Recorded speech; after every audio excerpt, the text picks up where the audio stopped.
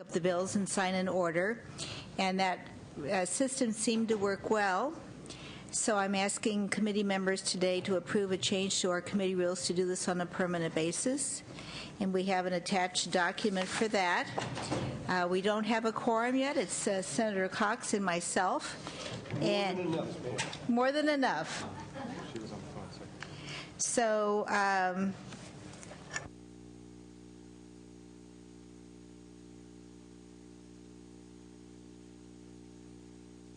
I'm told, Senator Cox, that the two of us, it takes more than the two of us, even though we are more than enough, to change the rules. So we will wait. So we will wait till we have a quorum present on that. Can't start as a subcommittee. We certainly can start as a subcommittee. Start as a subcommittee. And we will, yes. All right. So we're doing it in sign-in order. I understand Senator Simitian is first with item 6, SJR 23.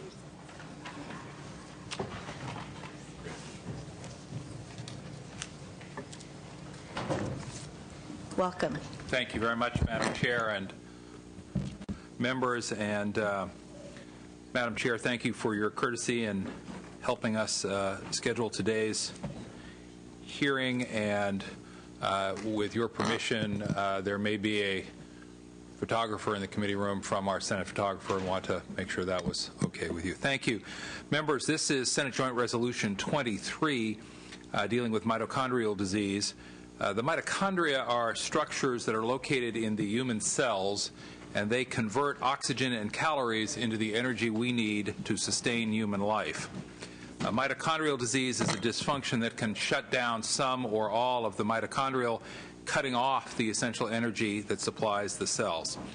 Now, mitochondrial dysfunction has been linked to diseases like Parkinson's disease, ALS, commonly referred to as Lou Gehrig's disease, and autism spectrum disorder. Today, there is no cure, and that means that research is essential in finding treatments for these diseases. This measure simply urges the President and the Congress of the United States to take the federal action necessary to support research into mitochondrial disease.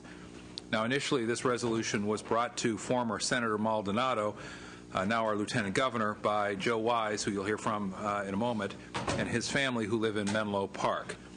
Joe and his family are here today to tell you about how this disease has affected his life, that of his brother, and I think you'll see in a moment that Joe is a very compelling young man with a very compelling story to tell. The resolution is supported by hundreds of students and faculty members at Sacred Heart schools in my district. I appreciate Senator Maldonado, now Lieutenant Governor Maldonado's leadership on this issue, and I was happy to pick up the effort when he left us in the Senate and went on to the Lieutenant Governor's office. Would respectfully ask for an aye vote, and we do have witnesses in support. Thank you. And the way we work it in this committee, we have some combination to get to 4 minutes. It can be 2 witnesses, 2 minutes each, or however else you might like to divide the 4 minutes. We've asked Joe Wise to speak for not more than 4 minutes, and for others to simply identify themselves and indicate their support or their availability for your questions. Thank you. Chair. Good afternoon. Thank you for the opportunity to talk with you today. My name is Joe Wise. I'm 16 and I live in Menlo Park. This year, I'm a junior at Sacred Heart Prep in Atherton. I also had the tremendous honor of representing our nation as a member of the U.S. 2008 Beijing Paralympic team. As I sit before you here today, I'm sure that I probably appeal to be a normal teenager. What you don't know about me is I have mitochondrial disease. I have mitochondrial myopathy, a form of mitochondrial disease. I know it has a strange name, but mitochondrial disease is not rare. It has no boundaries and affects people of all races and backgrounds. Mitochondrial disease occurs when the mitochondria in our cells fail to convert food into life-sustaining energy. Simply put, it's a brownout in the body. People with mitochondrial disease are affected in many different ways. Some people lose the ability to digest food. Some are unable to hear or see. Some suffer seizures, and many don't have the energy to go to school or work. Some people were born with mitochondrial disease, while some people develop it later in life as adults. Depending on the severity, some people will die, while others will spend a lifetime managing their illness with a cocktail of supplements. We do know that there's currently no cure here for mitochondrial disease, which is why I'm here today, to ask for your support of SJR 23. which asks the federal government to fund research for this debilitating disease. I'm here today to ask you to join me in fighting for the lives of more than 184,000 Californians who may have mitochondrial disease and do not even know it because it is very difficult to diagnose. So how does this disease affect me? I need to rely on a ventilator several times during the day and all night, every night. I swim to stay alive, and there are days when I struggle to walk. I have an enlarged heart, a condition that often prevents me from participating in activities that my peers enjoy, such as going to the movies or even attending school. My younger brother Jack struggles with symptoms from a mitochondrial stroke-like episode. He has trouble walking, breathing, and speaking. The mitochondrial myopathy I have is part of my life, but I refuse to let it stop my life. Research completed in the United Kingdom revealed that 1 in every 200 people carry a mutation that could develop into mitochondrial disease at some point in their life. Each California Central District is made up of about 845,000 people. The research indicates that in each district, roughly 4,225 people are walking around with the potential to develop this disease. As I stated earlier, I've chosen to be part of the cure and not a victim of the disease.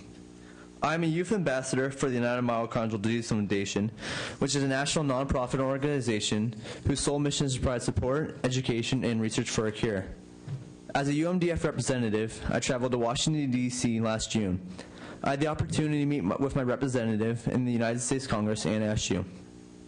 I was able to talk to Congresswoman Eshoo about the impact this disease has had on my life and the life of my brother, Jack. Because I asked her, Congresswoman Eshoo became an original co-sponsor of H.R. 3502, which is important because the Mitochondrial Medicine Research and Treatment Act. If approved, H.R. 3502 would foster better coordination of mitochondrial medicine research between the offices at the NIH. You should also know that mitochondrial dysfunction is linked to better known diseases like Alzheimer's, Parkinson's, ALS, autism spectrum disorders, some cancers, and diabetes. The bills are also direct the NIH to create an Office of Mitochondrial Medicine and ask for the NIH to expand its funding of mitochondrial medicine research. After we met with Congresswoman Eshoo, I met with Senator Barbara Boxer about introducing a companion measure in the United States Senate. I'm proud to say that Senator Boxer introduced S2858 in December, which Senator Dianne Feinstein co-sponsored. The Senate companion bill is named after my friend Brittany Wilkinson, who lived in Clovis, California. Brittany lost her life with mitochondrial disease last September. Brittany's death made me want to do more. This past November, I met Governor Schwarzenegger and now Lieutenant Governor Abel Maldonado. They both encouraged me to work with you to get your support of these two important bills. That is why SGR 23 was introduced. And now, I'm humbly asking for your help. SGR 23 is important because it urges President Obama, the House, and the Senate of the United States to take action on amending the federal statutes to support federal research for mitochondrial disease. I need you to send a strong message to Washington, D.C. by voting in favor of SGR 23. Together we could save my life, my brother's life, and the thousands and thousands of other Californians who may have this disease and not even know it. Please, please help me. Thank you for your time today and your support. Thank you.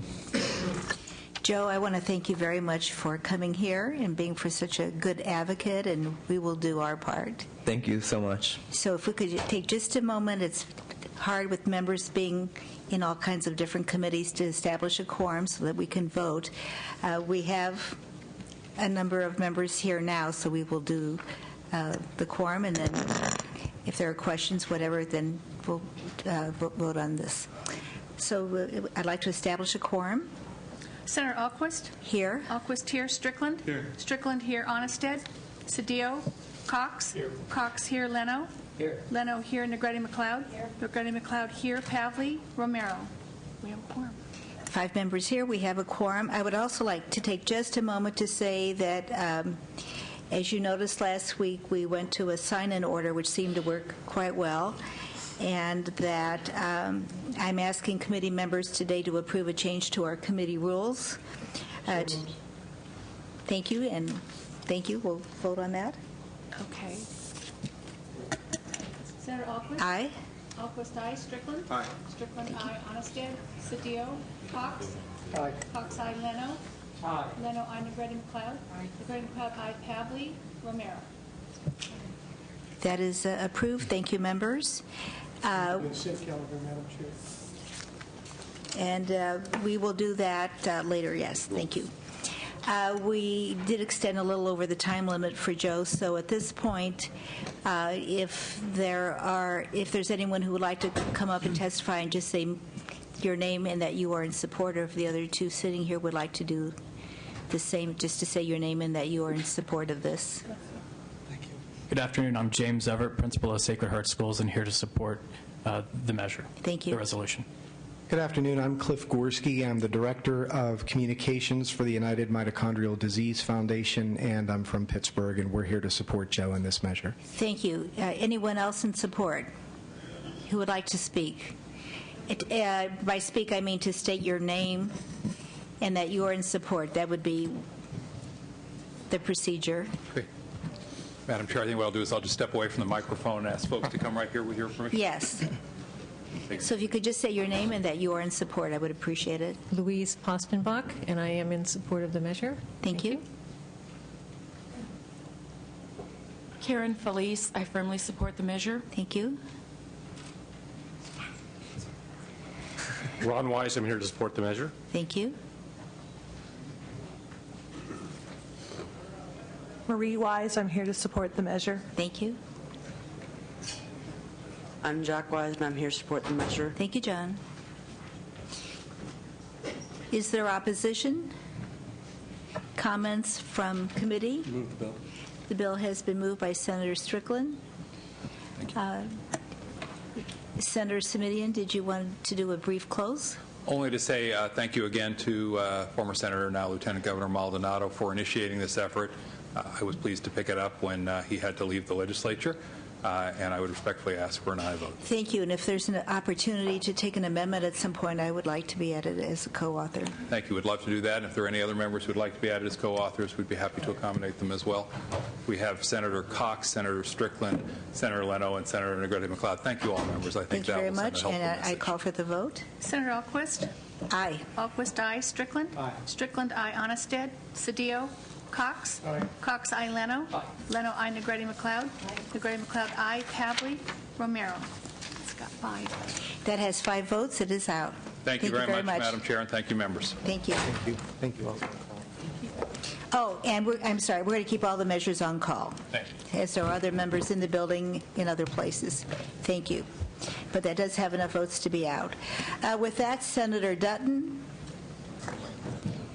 file item 4, SB 1332.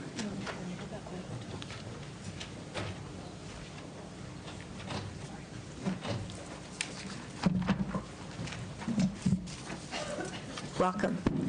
Thank you, Madam Chair, and I'm pleased to present to you for your consideration SB 1332. And I want to thank committee staff for helping to work with this. There are 2 amendments that I will be taking as author's amendments. They are in your committee report, and one is providing a 4-year sunset. The other has technical amendments that were recommended by the committee.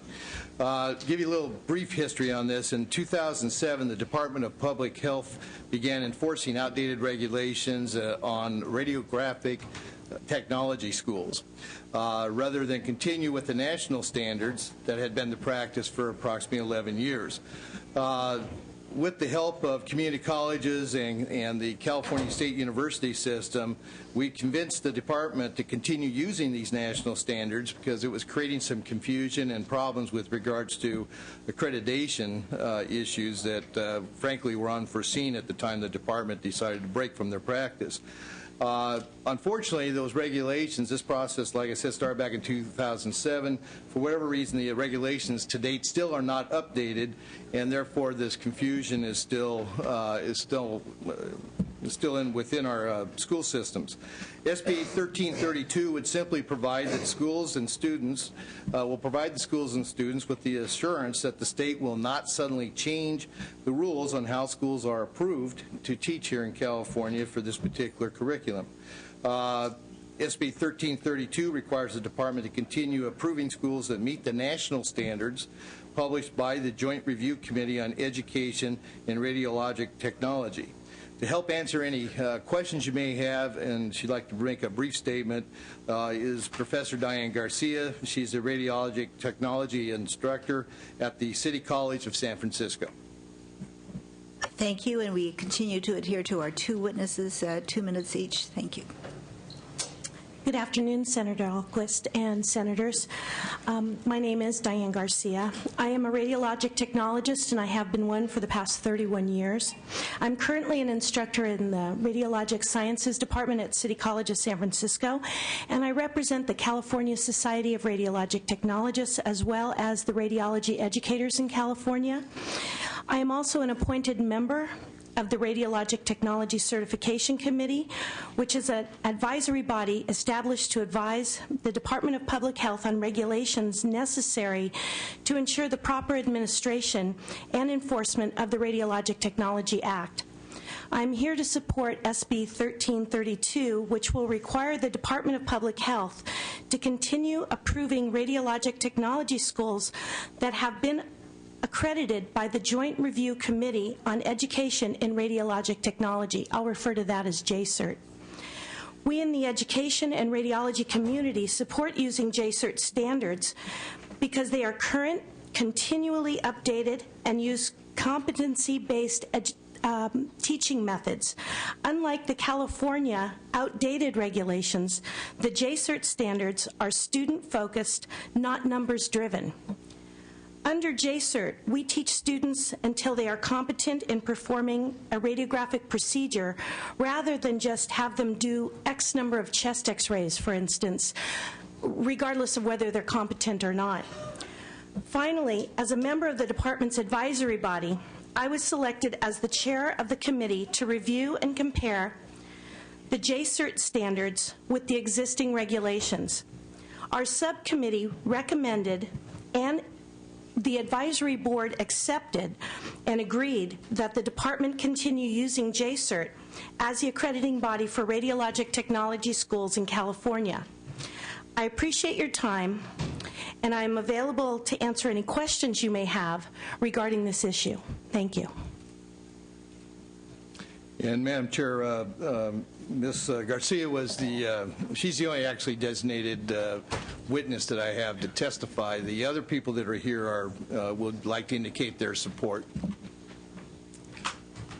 Members of the committee, Chair Alquist, I'm Mike McGee from California Community College's Chancellor's Office, representing the Board of Governors and Chancellor Jack Scott. We're in strong support of SB 1332 because we feel that our radiologic technology programs need to be evaluated under these national standards, which they have been for the last approximately 14 years, rather than be at risk by being evaluated under 25-year-old regulations that are inconsistent with current practice. We don't want a repeat of 2007 when there were cease and desist letters sent to VA hospitals and community college and CSU programs that were deemed out of compliance because they did not match these outdated regulations. We urge your support of this measure. Thank you. Thank you. Madam Chair, members, Bob Ackerman on behalf of the California Radiological Society in support. Thank you. Madam Chairman, Bonnie Slauson, representing the Community College League and the 72 districts and the community colleges. We urge your support of this measure to continue these programs and not disrupt the lives of students who are in these critical training programs for workforce needs in our healthcare industry. Thank you. Thank you. Others in support? Is there opposition? Comments from committee? The bill has been moved by Senator Leno as amended. Would you like to make a brief close? No, I just want to thank once again the committee for helping with the bill, and I think this will serve everybody well. Thank you very much. Call for the vote, please. Senator Alquist? Aye. Alquist, aye. Strickland? Aye. Strickland, aye. Onnested? Aye. Onnested, aye. Cedillo? Cox? Aye. Cox, aye. Leno? Aye. Leno, aye. Negretti McLeod? Aye. Negretti McLeod, aye. Pavley? Romero? Aye. Romero, aye. It's got 7. That bill has 7 votes, which is enough to get out. We will hold it open for other members. Thank you very much. Thank you, Madam Chair and members. I do think since we have a large number of members here, we will do the consent calendar, which is file item 8, SR 21, moved by Senator Cox. Senator Alquist? Aye. Alquist, aye. Strickland? Aye. Strickland, aye. Onnested? Aye. Onnested, aye. Cedillo? Cox? Cox, I. Leno. Leno, I. Negretti McLeod. Negretti McLeod, I. Pavley. Romero. Romero, I. It's got 7. That bill has 7 votes, enough to get out. We will hold it open, though. Thank you very much. Next, we have Senator DeSaulnier. Is he here? Nope. Okay, if we could call, he's on the list here. If someone wants to contact him, we will go ahead with Senator Strickland, and then we will need, well, basically, that will be it, because Senator Huff's bill will be for vote only, and I think someone will be presenting Senator Corbett's bill, correct? A relatively short hearing today. And then we need Senator Pavley also.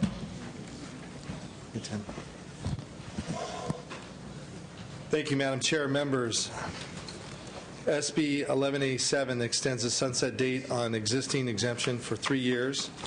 In 1997, the legislature created a very limited exception to informed consent law regarding the use of experimental medical treatment in life-threatening emergencies. These potentially life-threatening treatments are administered after careful consideration of the patient's best treatment options and provide invaluable information on the treatment of critically ill patients. With me today is Tim Madden with Cal ASAP, and appreciate your aye vote on this important measure. Witnesses in support.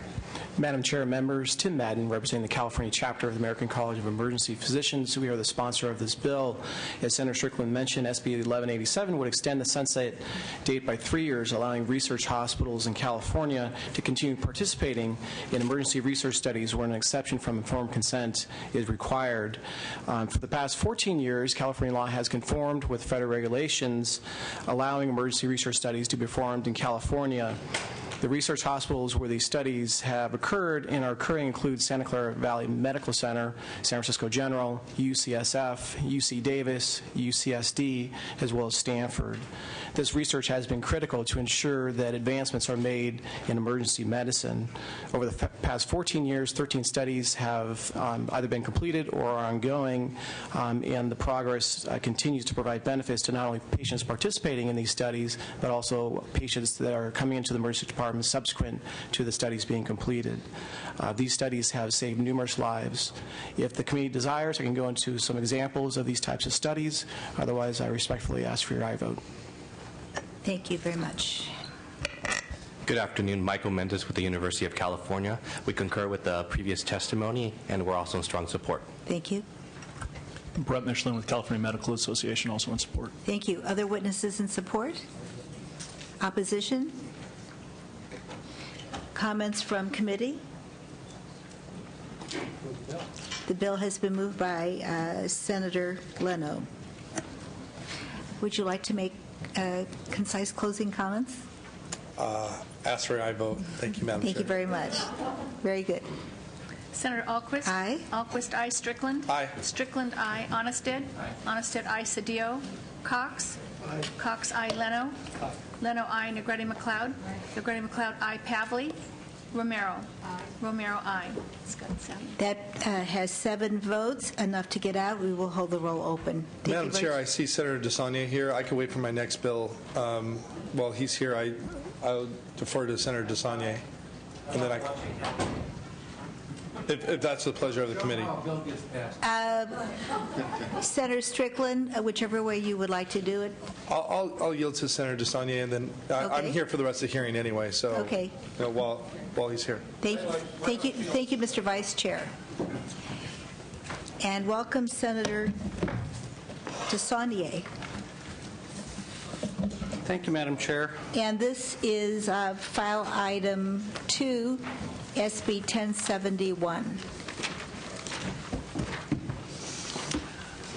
Well, thank you, Madam Chair, and thank you, members. I miss you all. I love this. This is my favorite former committee. I think it's my only former committee.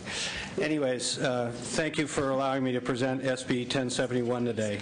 First, in order to address comments on pages 7 and 8 of the analysis, we're happy to take authors' amendments. The sergeants are passing those out to you right now. 1071 was brought to me by our first witness, a resident of my Senate district, Bob Pack. He will speak to his own personal experience losing his two children in a very unfortunate situation where they were actually out with their mom going to get ice cream on a Sunday afternoon, and they were struck by someone who was using prescription drugs, abusing prescription drugs that day, and also had been using alcohol, and unfortunately took their lives. And Bob has dedicated his life from that point to trying to solve this problem that is growing in exponential ways. So he did that by helping us to develop the technology to create the modern cures system, to allow for more information so people could see, prescribers could see if people were doctor shopping, or in the other case, if certain doctors were prescribing too much, so the Department of Justice could do that. We have 23 people registered on the Cures program through his efforts to this date, but there are 185,000 prescribers of prescription drugs in California, and we would like to bring more of them into the system, because obviously the more we get in, the more the Department of Justice can see if prescribers are abusing the system and prescribing drugs too aggressively, or on the other hand, if patients are doctor shopping. Absent that real-time information, the problem continues to grow and people find other ways to get around it. So that's the reason for the bill. And I'd like to talk and be happy to talk about the financing aspect. We take that to Rev and Tax and have been working with their consultants to try to work out the issues around how do you finance the $5 million that DOJ says they need to actually bring the system up to accomplish the needs of sustainability and more outreach. I'm glad you brought that up, because I will vote for the bill in this committee. I also sit on Rev and Tax and am concerned about the $5 million general fund drain. And I know that you're working on that, so... I will speak to that, and I'll be happy to answer any questions. That would be fine, too. And Mr. Pack, welcome. I remember when I chaired Senate Public Safety back earlier that you came, and you're a great advocate, and as always, I am truly sorry for your loss. However you want to divide, normally it's 2 witnesses, 2 minutes each, so you have 4 minutes, however you all wish to divide that up. Would you like us to begin? Have I finished? Okay. Bob, why don't you start? We have 2 witnesses, then we've got the Department of Justice here to answer any questions, and then we have other witnesses from law enforcement at the table, and we have a multitude of other witnesses who will just come up under public comment, and then happy to answer any questions. I'm happy to be here today, and thank you all for listening. Here we go. Thank you. My name is Bob Pack, and I'm the founder of the Troy and Alana Pack Foundation in Danville, California, a foundation in the memory of my 2 children, Troy and Alana, who were 10 and 7 when, as the senator spoke, were run over on the sidewalk along with my wife in 2003 and left me on the sidewalk trying to save all 3 of them. Fortunately, my wife did survive, but I lost my 2 children. The driver was what's called nowadays a doctor shopper. She was a big-time doctor shopper. The woman passed out at the wheel and drove off the road at 45 miles an hour. And she had taken, admittedly, 13 Vicodin, 6 Flexerol muscle relaxers, and half a bottle of vodka that afternoon. She had received, in the 2 weeks prior to the accident, she had received 350 Vicodin from 6 different doctors, all at the same hospital. And when those doctors testified at her trial, all 6 doctors had the same common theme. We didn't know what the other doctor was prescribing. And therein lies the problem, and that's why we're here today. For the past 5 years, I've chaired the committee, a large committee, to bring about what's called the Real-Time Cures Project. And Cures has been in effect since about 2001, collecting patient activity reports on prescription narcotics. The problem was, as I saw it, with having a technology background, is that that data is a gold mine. It needs to be in the hands of the doctor and pharmacist at the time of prescribing or at the time of filling a prescription. I understand technology, so we started to build that in conjunction with the Attorney General's office, and last October, Jerry Brown formally launched that project in October. Currently, there's about 25 2,500 doctors and pharmacies using the real-time cures element, and they're finding it extremely valuable. A patient comes in, complains of pain, needs Vicodin or OxyContin.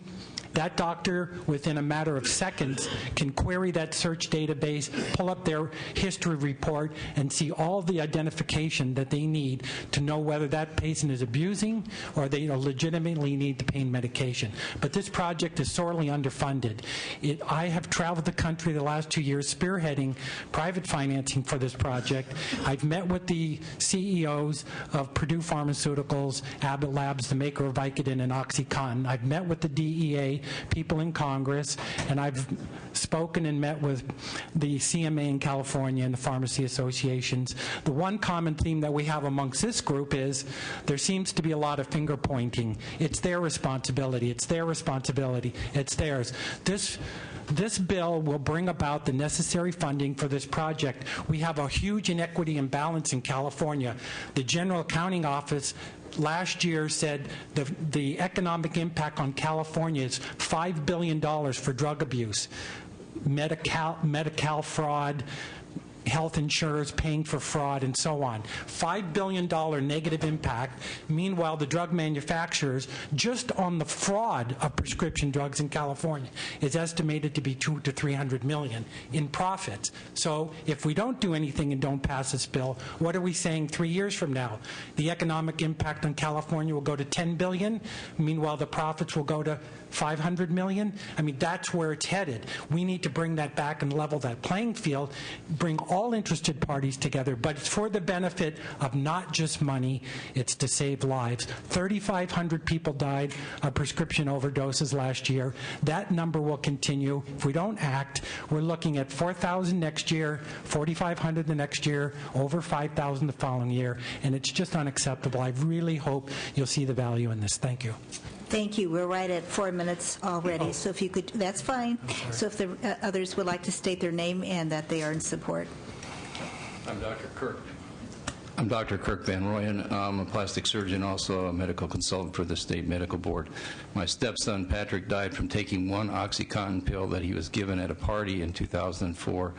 My wife and I have been involved locally, statewide, and nationally, including testifying before the FDA 3 to 4 times regarding trying to stop the what is generally acknowledged to be an epidemic of prescription drug abuse, especially opioids in this country. I feel that California has a chance to demonstrate a leadership role in this problem by passing this bill, because it is very sorely needed by physicians, by law enforcement, by the pharmaceutical, by the pharmacists, and it is going to benefit every person in the state of California. Thank you, sir. Others, please state your name and that you are in support. Hi, I'm Catherine Ellis. I'm the manager over the CURES program, and I'm here to provide technical support. Thank you. Ron Cottingham, president of the Peace Officers Research Association of California, and for the reasons stated and that you've heard here, we are in support of this passage of this bill. Thank you. Craig Brown for California Statewide Law Enforcement Association, in support. Thank you.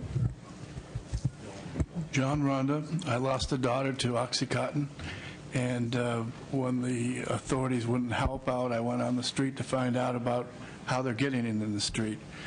Still couldn't get any help. I'm pretty upset about it. And Mr. Leno, it's running rampant in your area. I might let you know. So I think you should really vote for this. Thank you very much. If the others would like to state their name and that they are in support. Hi, my name is Jim Hansen. My brother, Joey Rivero, recently died about 4 months ago as to OxyContin, Soma, and other related drugs. I am in full support of this bill. Thank you. And I'm sorry, we were very sorry for your loss, as well as the previous speaker. My name is April Rivero, and I am Joey Rivero's mom. Want you to know that this is an epidemic. We have big, big problems on our college campuses. Joey went to a college party, went to bed afterwards, and didn't wake up. These drugs killed him. Thank you. Very sorry for your loss. My name is Richard Gracer. I'm a pain doctor and a board-certified addictionologist in Danville, California. We have an epidemic in our schools, these prescription drugs. I use the Cures program every day since it went online.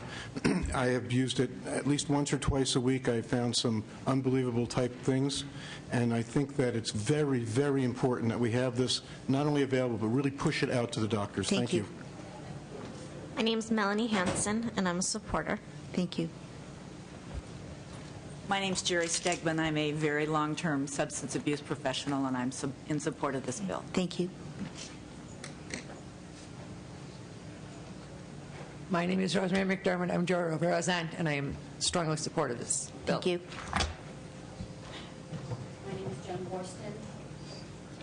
My name is Joan Borston. I'm the CEO of the Malibu Beach Recovery Center, an alcohol and drug treatment program licensed and certified by the state of California, a constituent of Senator Pavley, and I'm here to support the bill.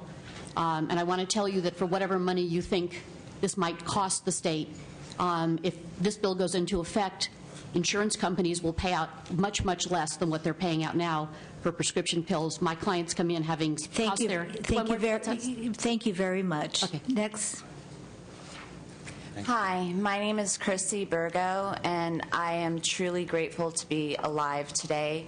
I am a survivor of prescription pills, and I support this bill fully, and I think it'll save a lot of lives. Thank you. Thank you.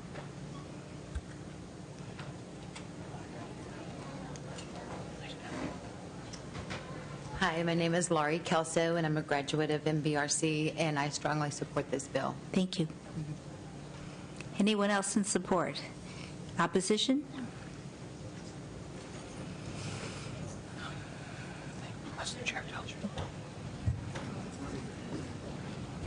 Two witnesses, 2 minutes each. Thank you, Madam There's some Chairman. variation to come to 4 minutes. Yes. Welcome. Thank you, Madam Chair, members. My name is Fred Notler, and I represent Pharma, the pharmaceutical manufacturers. And we're opposed to this bill. While we clearly respect and our heart goes out to the supporters and their families, we do have some problems with the construct of the bill, the goal notwithstanding. The policy to tax the pharmaceutical industry to underwrite the Cures program at the Department of Justice is a problem. And while the Cures program clearly is a laudable endeavor, it is a law enforcement and regulatory undertaking not within the purview of the pharmaceutical industry. You know, what is the nexus? Drug companies do not have a direct relationship with the patients. The chain of commerce is that once they've manufactured the product, it typically is purchased by a wholesaler. The proponents will argue, and the sponsors, that it's the physicians who are writing prescriptions inappropriately. And if that's the case, I think the medical board should take action. If there are bad doctors out there, their licenses should be put into jeopardy. There's nothing in this bill that mentions the medical board whatsoever. They have a role here.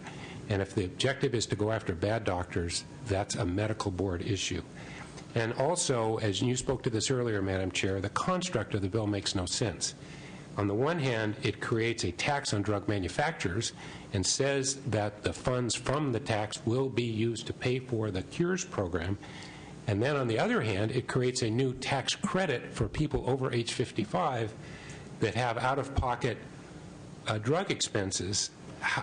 Presumably that would be funded by the tax as well. And I don't know how you can serve both masters. So there are some construct problems with the bill.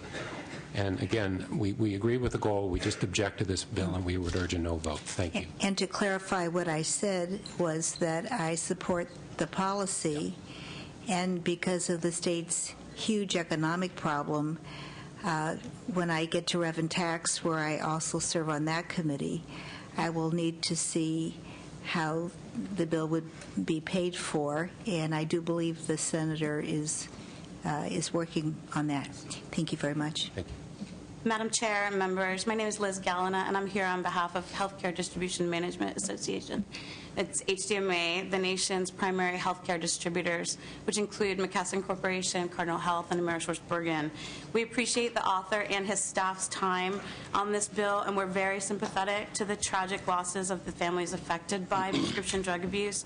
However, we're strongly opposed to the bill's construct, as it places the burden of the funding for the Cure system on the distributors, as well as on the pharmacy customers that we serve, neither of which... And closer, yes. Thank you. Neither of which make the drugs or prescribe them.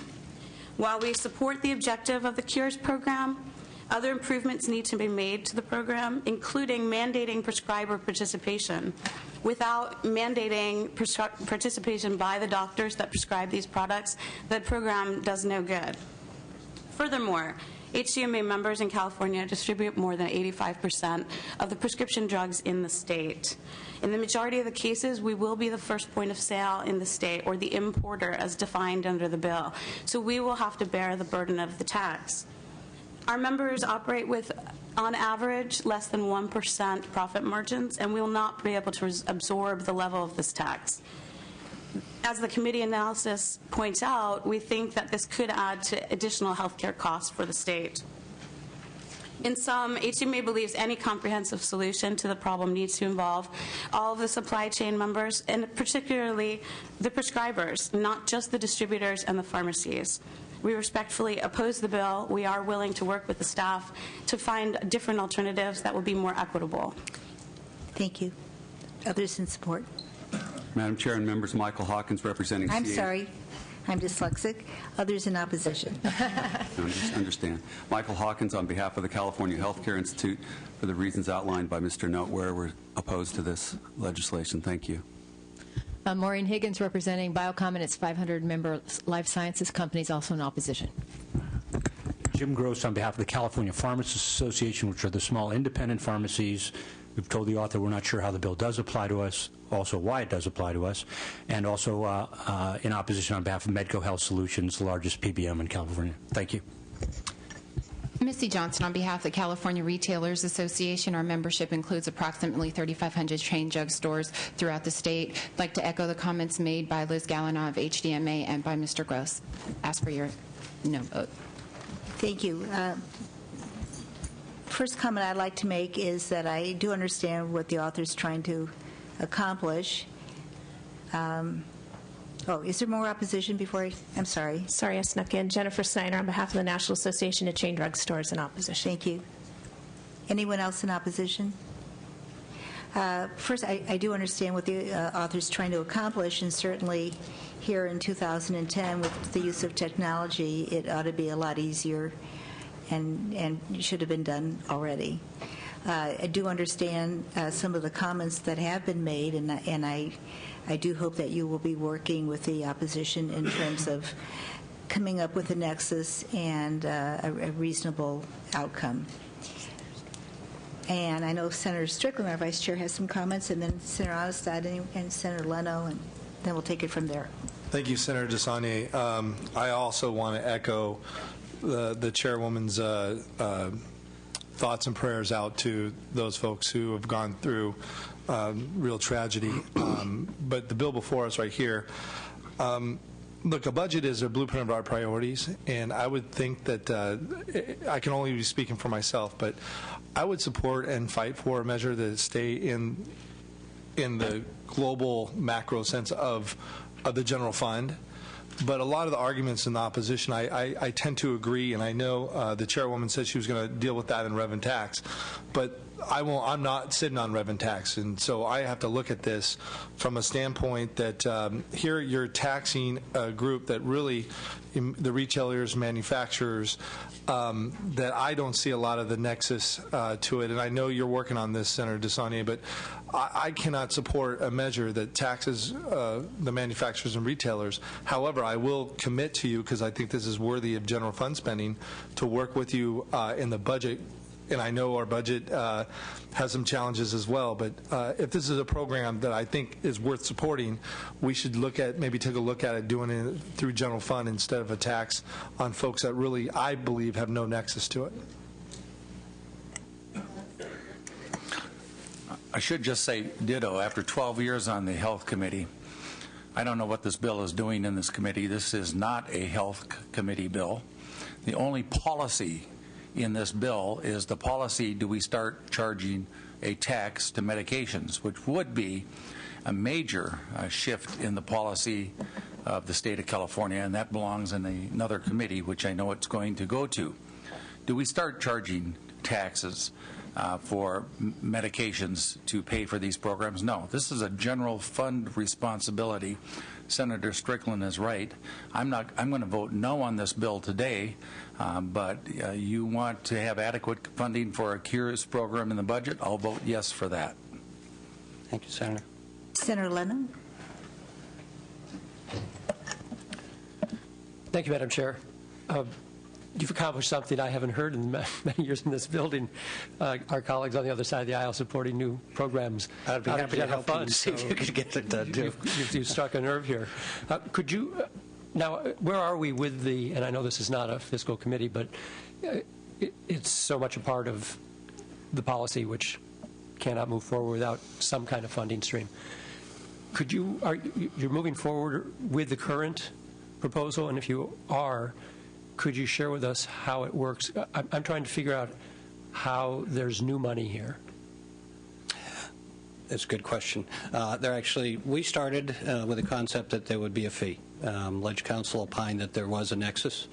We have since that time been working with RevTax consultants because they're not sure. So in its current construction, we have a tax of a quarter of a cent per pill in the state of California, which would generate about $5 million. And the point for that is that's what DOJ said they needed to do the enforcement, education, and bring the software up. The problem with going after the doctors is without the software and the knowledge, as Bob said, we can't go after them because they don't know they're committing a crime. So we decided to tax it, and it creates the funding. Now, in order for it to be keyed as a simple majority vote, we needed to make sure that it was revenue neutral. So we thought in two ways. One way is the people who would be most impacted as consumers if this was passed on from manufacturers.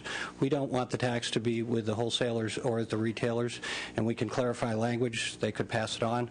But for the people who would be most impacted, we decided people who had no funding for prescription drugs over the age of 55, we would give them a tax credit. For the purpose of making them being the most impacted, they would have some remedy. Second part is that it is then revenue neutral. So we would have to go back, if it stays this way, under a budget bill and actually find the funding. So I suppose it's sort of we're going to have to do that anyways, whether we have this in place or not. For me, it's cleaner to just say we're going to identify the funding in a budget bill or a trailer bill. So we will have to do that anyways, and it will have to approved as the budget bill, as a component of the budget bill, as a supermajority either way. So we did that because we're working with RevTax. It's my commitment to the opponents as well for the next week, and obviously Senator Alquist has expressed her concerns. My desire ultimately would be to get all of the affected stakeholders to the table to figure out if we can work on this. There's already funding. It's a little over $500,000 a year from various funds. There are new funds becoming available at the federal level, but they won't be enough. So my hope is we leave this committee and we will continue to work with both the opponents and all the stakeholders to see if we can identify funding for it that would be less onerous to them. So there is recognition that with the offset to keep it revenue neutral, there's not money for the program. That's great. A couple other thoughts came to mind. If we were to move forward as you've got it now, would there be cost to the state for all of our prescription drug programs? Yes, because they could pay, theoretically, because they can pass along the course. Of course, we don't. We are the only country in the world that doesn't control costs for pharmaceutical goods, so they can carry on the cost to us. And then a point that Mr. Noteware brought up I thought was of importance. Are we able to determine how much of the problem is due to the patients shopping as opposed to the physicians overprescribing? Do we have any sense of that? That's precisely the reason why we need the funding. Right. We have comments from DOJ, she left, that on the current, well, in Nevada they require, somebody suggested we require require registration. In Nevada they do that. We can't do it because the software won't take them all. So this is a first step to get to that point. So it is a chicken and egg problem, as if we don't have the software to provide the information, we can't find out who the doctors are, and the doctors don't know if they're doing the wrong thing because they're writing a prescription on the basis on the information that's in front of them. So if we can develop the $5 million, basically it'll be a cost savings, I think, very simply to the state of California and everyone, not to mention the fact that it'll avoid these very sad stories about people losing their loved ones. So in the same situation as the chairwoman. I will be supporting the bill today and hoping that you'll, with your creativity and performance record, be able to cross this hurdle of figuring out the funding. And I'm open to suggestions from, as I said, the pharmaceutical industry, because I differ with them. I think it's part of their responsibility to help find a solution as well. And it may not be from their pocketbook, but I personally tend to think that when you make a profit and there's a mitigation for that profit, you should participate in the solution. Right. Very good. Thank you. Well, I thank the author for working on the issue, and what I would like to say to the support is that, in case you're trying to figure out what we really mean when we say what we're saying, is that for those of us who have expressed support, we understand it is a problem when people take pills and other things they shouldn't be taking and cause other people to die because they were irresponsible. What we're also dealing with is that the way the bill is currently brilliant, it's a $5 million drain to the general fund. And because we have this huge deficit in the state of California, that really means taking $5 million from an existing program in health, human services, education, public safety. And so we are not able to do it quite that way, and that is why we've asked Senator DeSaulnier, who's very creative and smart, to work on the issue and to find out if there's another way to look at this. We do understand that the software is needed in order to figure out where the real problem is. You know, is it in people shopping around and going to 5 different doctors in 1 week to get the pills? Or is it certain doctors who are just, and we know it's not the majority, but is it certain doctors who are writing a whole lot of prescriptions that they should not be writing? So it's going to be important for us to find out and to structure the bill in such a way to find out who really needs to rectify their behavior. Anyway, were there other comments? Okay. Is there, the bill has been moved by Senator Leno. Concise close? I appreciate the conversation, and it's to be continued, and I'd be happy to engage any of you in the continuing conversation, but I appreciate your aye vote. Thank you very much. Senator Alquist? Aye. Alquist, aye. Strickland? Strickland, no, but I'm happy to work with you through the budget process. Senator DeSaulnier. Strickland, no. Honested? No. Honested, no. Cedillo? Cox? No. Cox, no. Leno? Aye. Leno, aye. Negretti McLeod? Pavley? Aye. Pavley, aye. Romero? It's got 3 votes. And how many no votes? Right now, the vote is 3 and 3. Okay, thank you. And so you will need 5, and the bill will be on call. We all know where those 2 people are. Thank you very much. All right.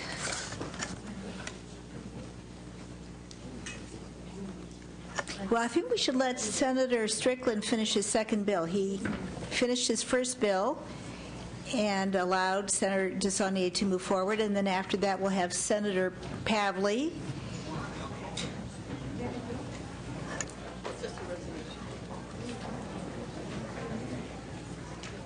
This is Senator Strickland, our Vice Chair, file item 5, SCA 29. Thank you, Madam Chair. Senators, today I present to you SCA 29 because I believe health care touches everybody. There's been a lot of talk, both here in Sacramento and on the federal side, about government-run health care, mandated health coverage, pre-existing conditions, and this is based off of something I believe very personally, that something as personal as choosing who your health care provider is, who your doctor is. And when we talk about a cost on the federal side, where it's been projected anywhere to be around $1 trillion in terms of Obamacare, versus measures that have gone through the legislature here, where LAO projections are on some state measures that it could cost through LAO projections anywhere between almost three times the general fund spending here in the state of California. I believe that something so personal as that and so costly deserves a final veto power among the people. And I entrust the people, and I think it's good to have a public debate when we talk about government-run health care to say, as we pass these measures in both Washington and or Sacramento, that the people should have this final veto power. And so therefore, I brought forward this SEA 29 that would do just that, that there was a bill that had to do with any of those items. It would go directly to the people of California and let them have that final vote, which I believe that those who think that the government-run healthcare system is a noble goal that the people support, they should support this measure because, again, it gives them the final say on something that is as costly and as personal as picking your own doctor. With that, I know Howard Jarvis Taxpayers Association is in support, but I know they're testifying in another committee. That's why I kind of allowed someone else to go before. But that's fine. Is there anyone else in support who would like to speak? I thought it was because you were being a gentleman. I thought so too. It is both. Well, you are a gentleman. I am. Others in support. You need to come up right now if you're in support. Opposition.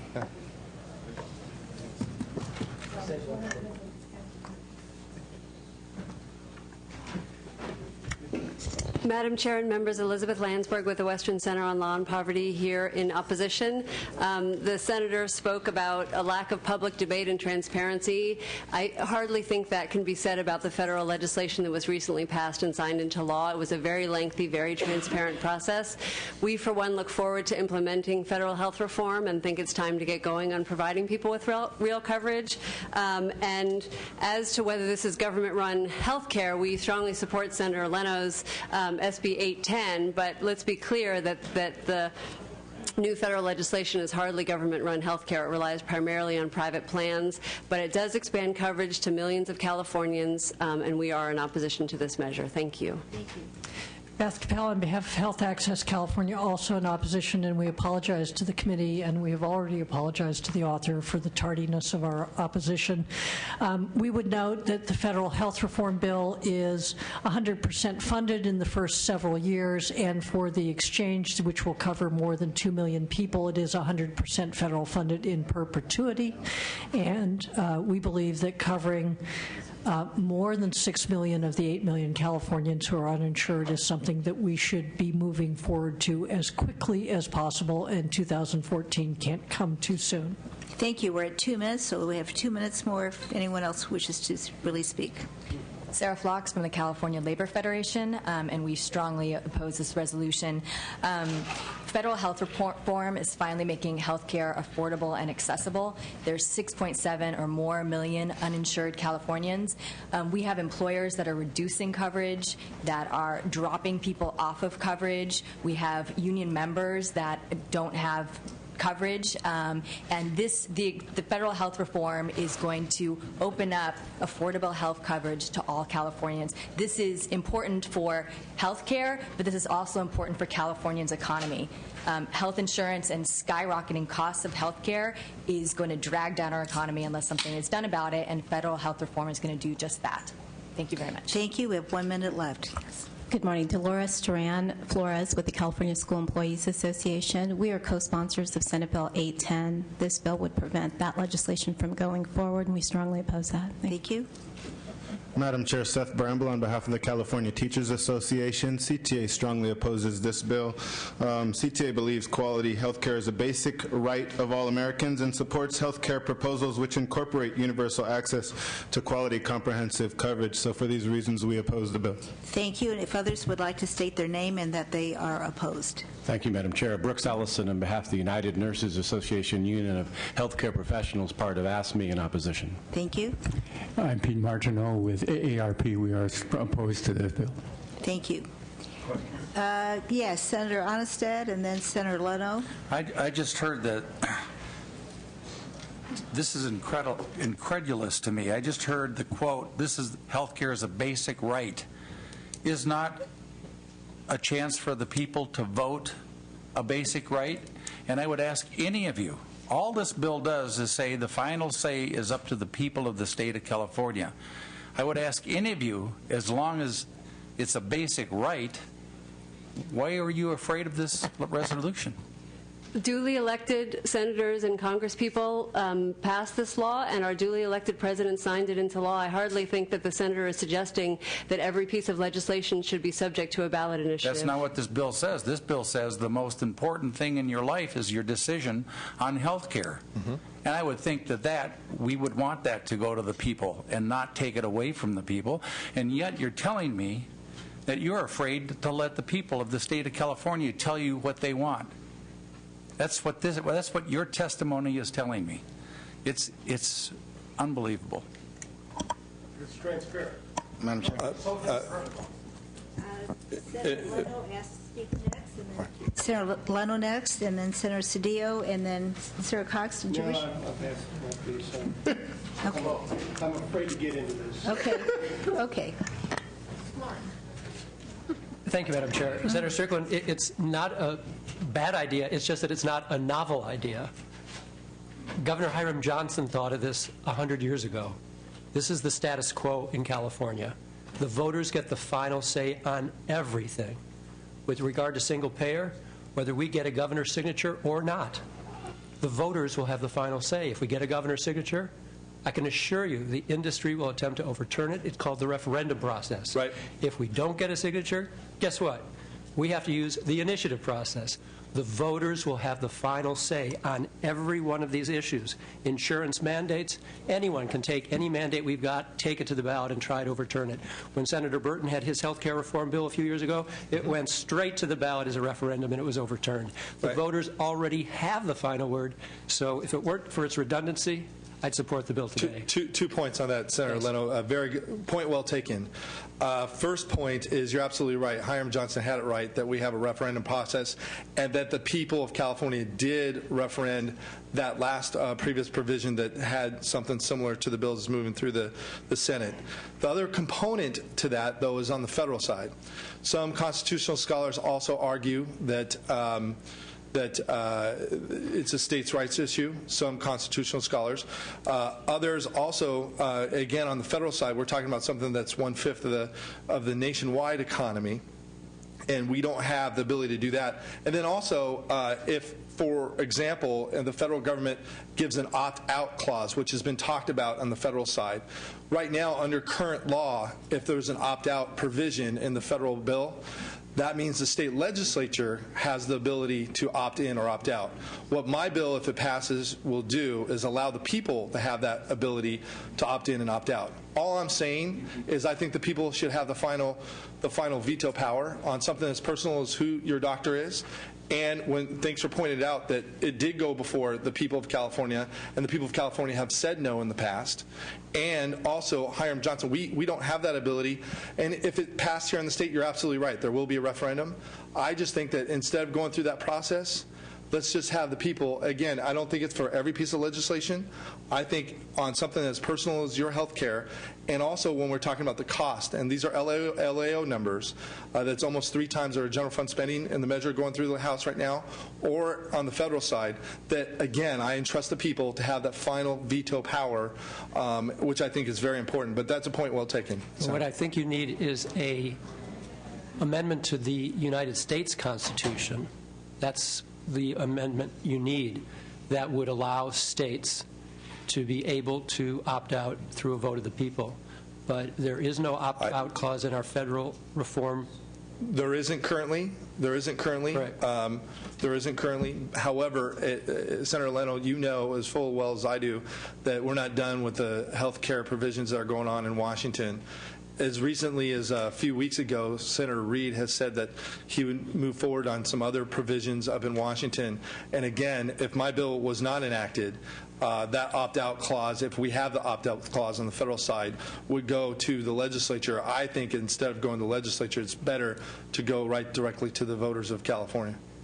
I think it's also a slippery slope. that you want that, then where do we draw the line? That we could argue so many aspects of what the federal government does impacts our life directly. No question. Everything should go to the voters. And I think you. I don't think everything. I think you have a healthy disrespect, and I think we understand each other's opinions. And I have a very deep respect for Senator Leno. We disagree on some issues, but again, I would say even from your comments on some of the bills that you've presented, you talk about the importance of your health care. You talk about the cost.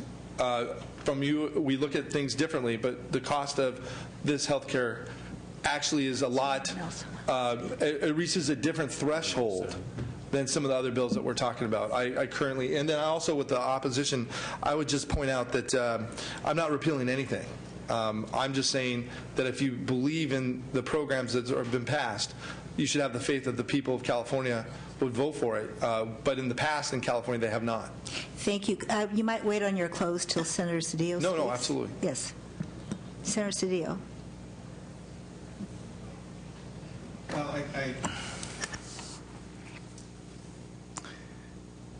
we both have a robust appreciation for democracy. I know the author and I share that.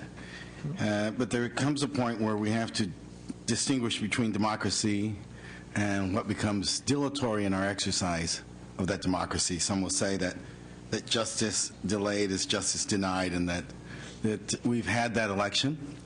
Clearly, there's no question, and I believe in representative democracy. I'm a representative for my district. I believe I represent their interests. And so clearly we know that the president campaigned on this, and clearly we know the people of California voted for him. Clearly we know that the congressional delegation has its makeup as it is, and clearly we know that our congressional representatives voted in accordance with that. So it seems to me that democracy has flourished, has worked well, and the actions of the Congress and the President are reflective of the democratic will of the people of California. So while I don't oppose all initiatives, I do believe that at some point we can't keep having elections until we get the results that we desire. That at some point we have to respect and recognize that the will of people has been expressed, whether we agree with it or not, and then move forward to make that will of the people work for the people of California. Thank you, Senator Cedillo. Are there other comments from committee members? Senator Strick. Madam Chair, I think I see proponent argument here. Mr. Wolf is here, so we might want to afford him the opportunity to speak. It is, sir. Thank you. Thanks, Dave.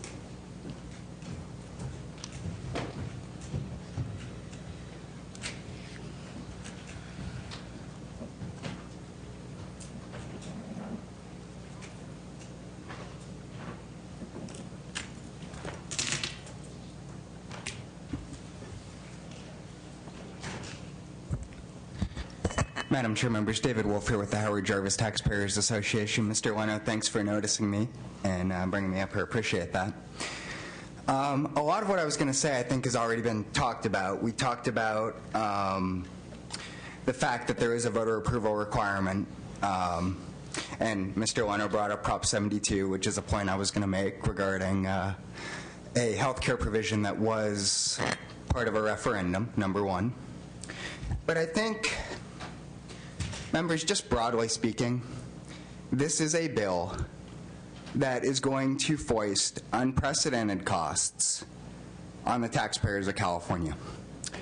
Department of Finance estimated after the plan was approved that the cost was going to be anywhere from $2 to $3 billion a year, going forward every year. We have a $20 billion budget deficit and growing. Income tax revenue was $3 billion short for 2009 in terms of numbers that were totaled this past month. We simply can't afford to continue to pass these exactions, however well-intentioned they may be, onto the taxpayers of the state of California. And for that simple reason, ask for a no vote.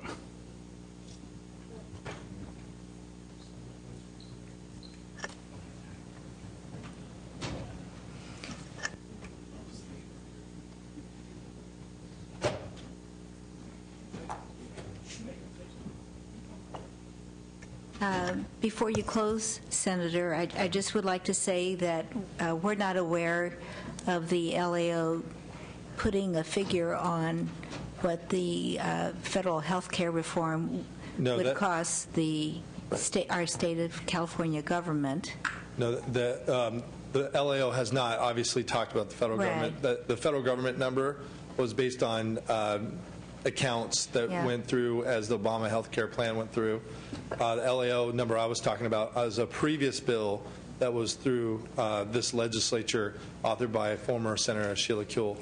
And what I'm aware of is that the GAO at the federal level said that over the long run, the Obama health care reform would save money, actually save money. And I know we're going to disagree. And again, Madam Chair, that's even more strength into what I'm talking about here. That again, I think is a public debate that's worth having, again, with the voters having the final decision. As we know, being chair and vice chair of this committee, how important someone's provider and who they choose as a doctor, how important that is to every citizen across the state of California. And that's why I think this rises up above some of the other initiatives to allow the people to have that final veto power. And I'm sure that would be some of the arguments made in that campaign, referendum, whatever you want to talk about. Was there anything else you wanted to say in your close? Yes. Just in closing, thanks, Madam Chair. I would like to address Senator Cedillo's comments. Senator Cedillo is a good friend, and I also believe in representative democracy. However, as Senator Leno pointed out, this has been voted on by the people of California, and overwhelming the people of California said that they did not want this type of health care. This is something that I think is very important, that we should have faith that the people of California have the final veto power. Here's the problem that and the argument with Senator Cedillo. I believe a lot of the folks, and we might disagree on this, but I believe a lot of the folks in Washington were out of touch with the hardworking California families and out of touch with families across the state, across the nation. Here's the problem I see, is it's a program that they don't want, and a lot of representatives will lose their congressional district based on this vote. But the problem I see that we have is, even though they will get voted out, we'll be stuck with the program, and my kids and my grandkids will be stuck with the bill. Again, it's something we respectfully disagree on. That's why I think it's worthy of a public debate, and the voters should have a final veto power. With that, I ask for your aye vote. Thank you, and I call for the vote, please. Senator Alquist? No. Alquist, no. Strickland? Aye. Strickland, aye. Onnested? Onnested, aye. Cedillo? Cox? Aye. Cox, aye. Leno? No. Leno, no. Negretti McLeod? I beg your pardon? No. Pavley? No. Pavley, no. Romero? So it's 3-3. Right now, that vote is 3-3, and we'll hold the roll open. Thank you. Thank you, Madam Chair.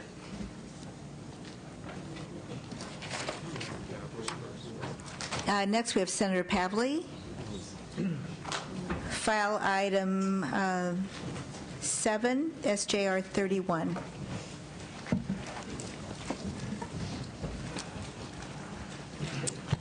Thank you, Madam Chair. And I wanted to start off with thanking you for allowing me to jointly author this important resolution with you, and I want to thank your staff for their work on this measure.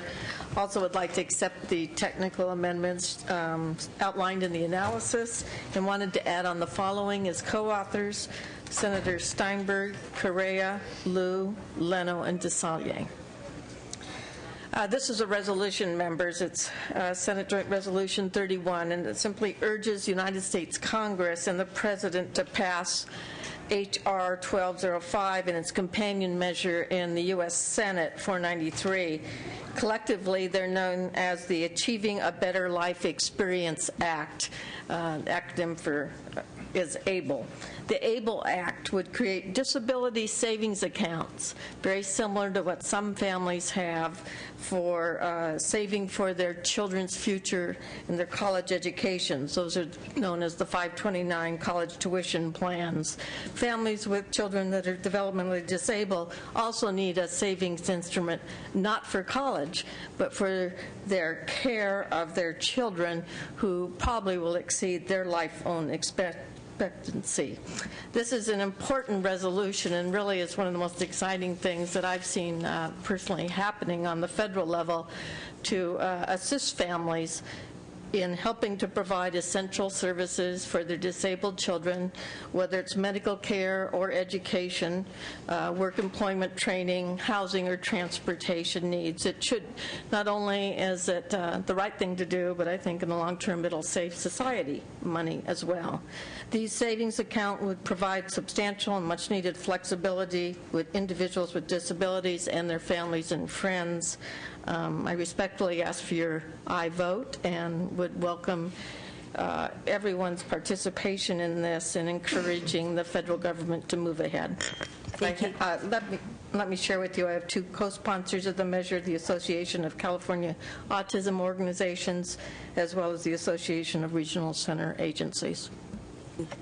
Madam Chair and members and distinguished staff, Rick Rollins here on behalf of the Alliance of California Autism Organizations here in California. First of all, I want to thank the Select Committee on Autism-Related Disorders and the good work that's been done, particularly in the Bay Area Task Force. Senator Alquist, your task force that came up with this idea.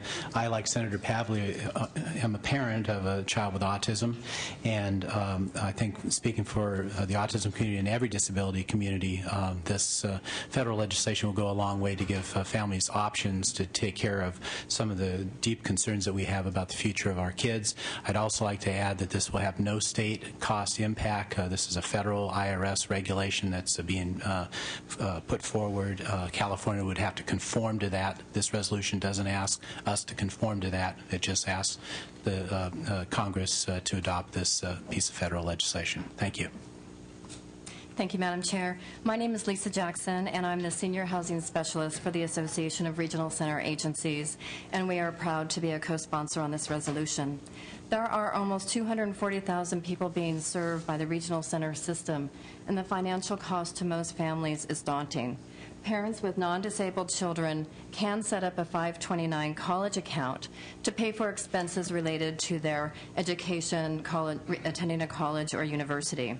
However, people with a developmental disability may never be able to attend a college or university. In fact, a disabled child may need support services for the rest of their life.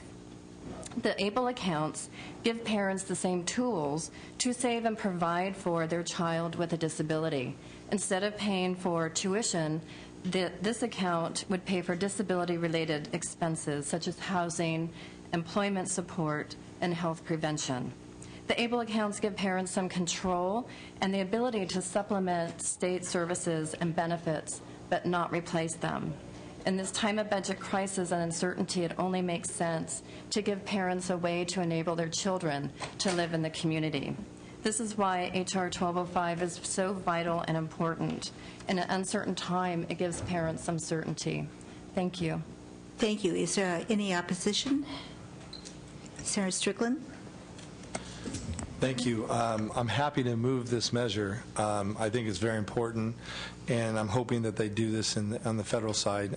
So I'm happy to move this bill, and if there's an amendment, I'm happy to co-author this bill. But one of the things I wanted to point out was that bills have moved forward in the legislature on state tax conformity on health savings accounts, and I'm hopeful, and I'm glad that we're doing this, and I hope the federal government does this, but I hope we can do this for individuals because, again, we talk about the cost, the rising cost of health care, and I think a big component to help families, hardworking California families, is to do this for all individuals and families across the state. And I'm thankful that you bring this measure forward, but I'm hoping that the legislature realizes that. And so if we have an opportunity on state tax conformity with health savings accounts, that gets through the legislature as well. Senator Onesta, and then Senator Cox. For the gentleman, would not a health savings account be beneficial to these families?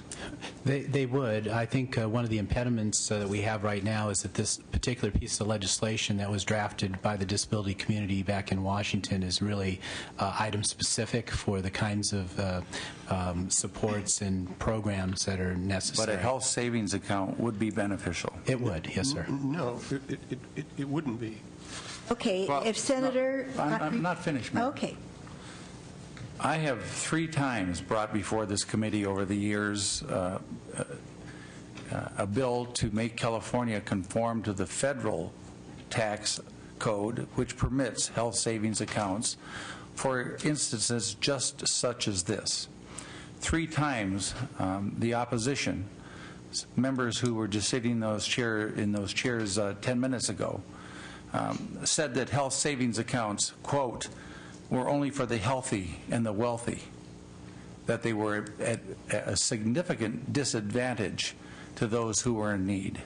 Your testimony is exactly the opposite. What this bill is attempting to do is be more inclusive than a health savings account for a certain segment of our population, which I support.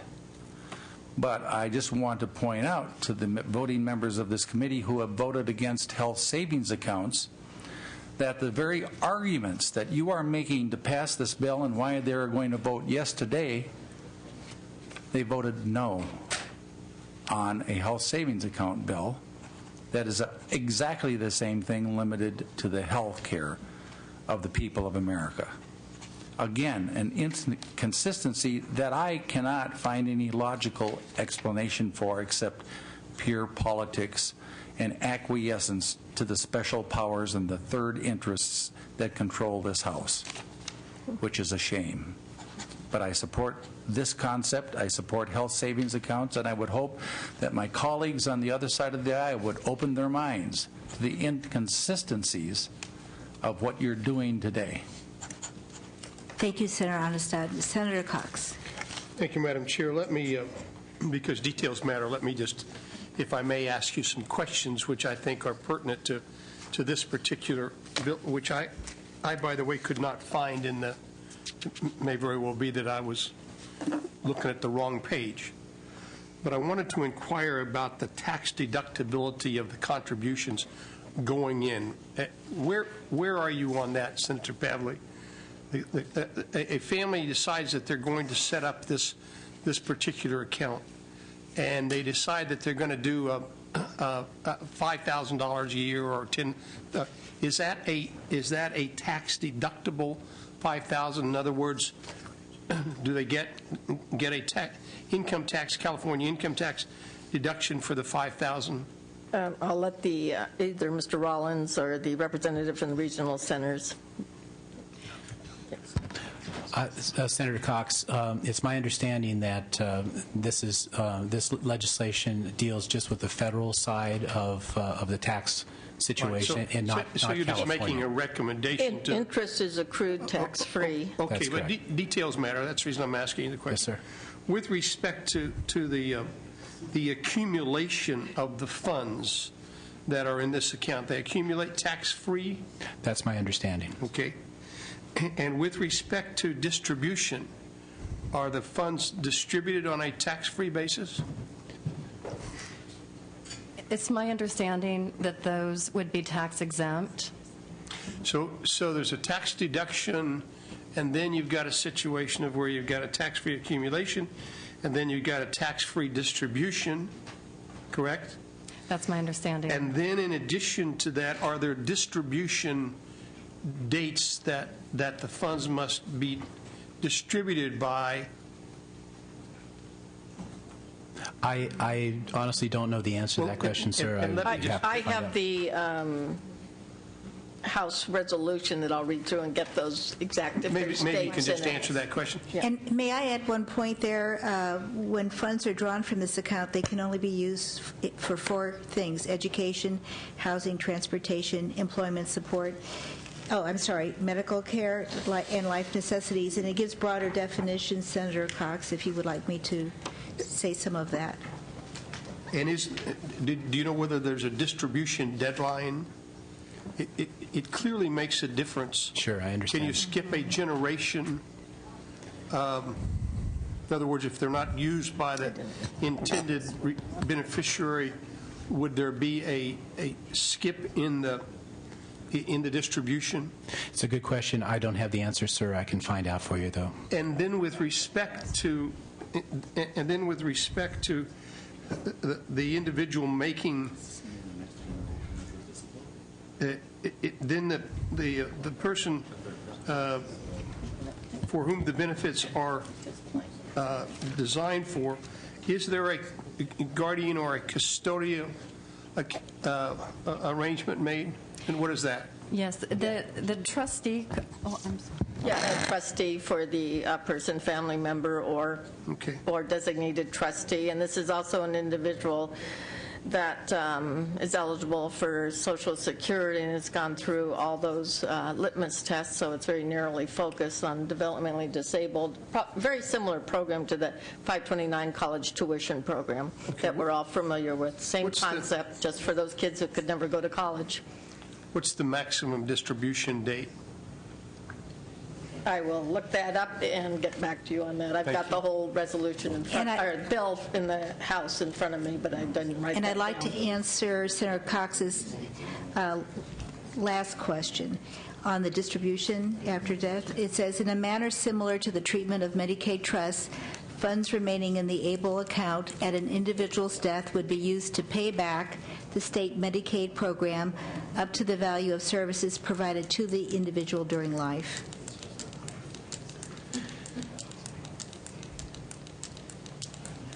And there's also a limit on the amount of contributions not to exceed $2,000 in a calendar year. $2,000 in a calendar year? Yes, sir.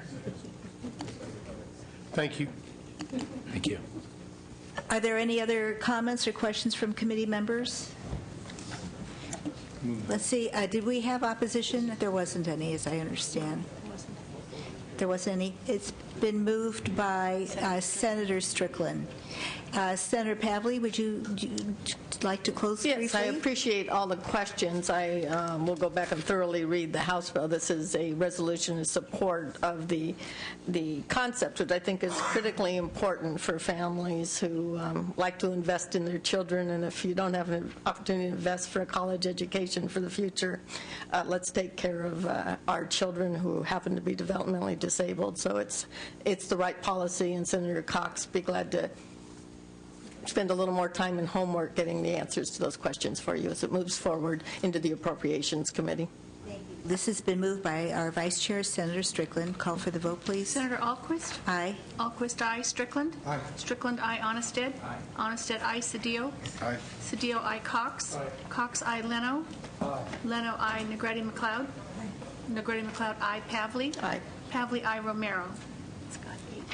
That has 8 votes, enough to get out. We will hold it open, though, till the end. Thank you very much. Next would be file item 1, Senator Corbett. And we have a letter from Senator Corbett, who could not be with us, asking that her legislative director, Allison Merrilees, present the bill on her behalf.